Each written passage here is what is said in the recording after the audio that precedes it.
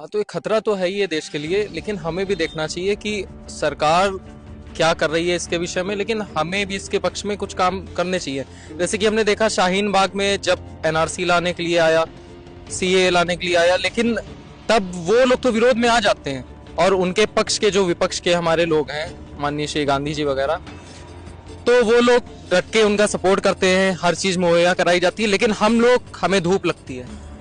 हमें हमारे लाभ के लिए अगर कोई कार्य कर रहा है, माननीय श्री नरेंद्र मोदी जी हमारे लाभ के लिए अनवरत लगे हुए हैं इतने सालों से, लेकिन हम धूप में निकल के वोट नहीं दे सकते क्योंकि हमें लगता नहीं जीतेगी तो बीजेपी ही।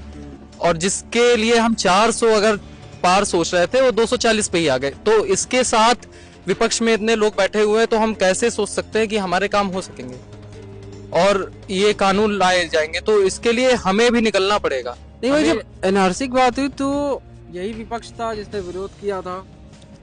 तो विरोध तो ये लोग करते ही हैं, लेकिन सपोर्ट करने के लिए सरकार का विरोध वो करते हैं और उनके विरोध के लिए जो हमारे कथित अल्पसंख्यक हैं, जबकि देखा जाए तो हिंदू आबादी ज्यादा है, उसके बाद मुस्लिम आबादी है, उसके बाद लगभग 30 से 40 लाख मुस्लिम इस समय, 30 से 40 करोड़ मुस्लिम इस समय भारत में रह रहे हैं।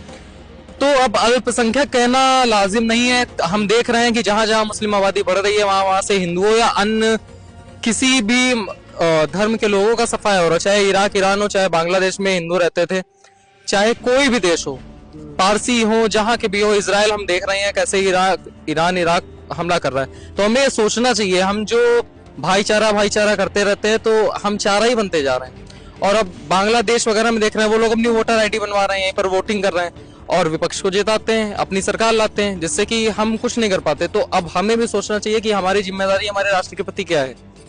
तो क्या कोई ऐसा कानून बनना चाहिए, जैसे कि अभी एनआरसी की पहले बात हुई थी, यही कानून आना चाहिए या फिर ऐसा कोई कानून बनना चाहिए? क्या जी, देखा जाए तो एनआरसी सीए इसी कानून के लिए आए। बाबा साहब भीमराव अम्बेडकर जी ने भी इसके लिए पुरजोर कोशिशें की, लेकिन तत्कालीन नेहरू जी की सरकार ने उसका विरोध किया और जिसके लिए देखा जाए तो यही सब चीजें हुई जो आजकल बाबा साहब जो नहीं कर पाए वो नरेंद्र मोदी जी की सरकार करने की कोशिश कर रही है। तो विधेयक तो आने चाहिए, लेकिन हमें भी अपनी पूरी ताकत दिखानी चाहिए एक राष्ट्रवादी नागरिक होने के नाते, जिससे कि ये विधेयक आ सके। तो उसके लिए हमें भी अपनी पूरी ताकत लगानी पड़ेगी।